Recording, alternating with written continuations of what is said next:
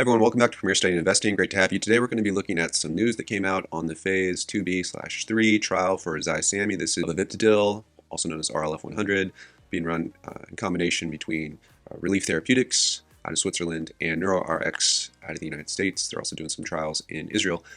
Here's what we got, and this is a pretty loaded comment, but I would suggest, as you saw, the stock fell as much as 50% early trading on the 9th of February today. And so one thing to know about is that it's an interesting full article, so go check it out. You can find it anyway. I got this off Market Screener, but I'm sure they'll have it on their investors page as well. It's not all bad news, and so I wanted to unpack this article. But before I do, let me just say that this is looking at a test or a study that's been done on 203 patients, and these 203 patients were categorized as having respiratory failure.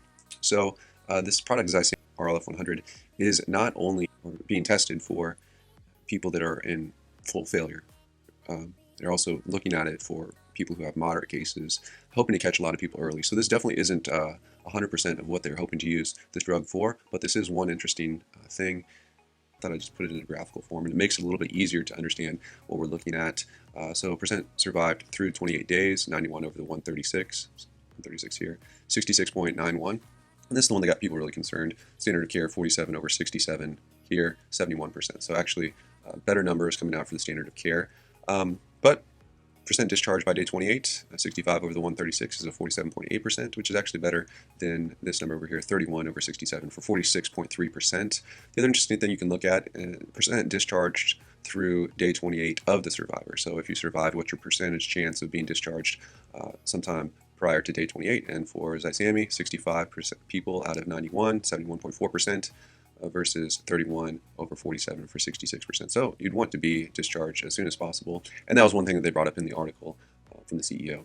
You look at it graphically here as well, Zyesami on the left, standard of care on the right.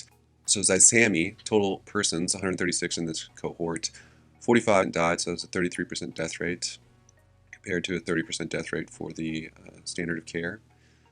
136 minus 45 leaves us 91 survivors through day 28. 65% were discharged. 65 persons, were discharged by day 28, which was 71.4% that we saw before. It means that 26 are still hospitalized, which is 28.6% of people who are still in the hospital after the 28th day. Going over to the standard of care, 67 minus the 20 leaves us 47 survivors. 31 persons discharged by day 28 for 66%. 71% over here, 71.4% to be exact over here.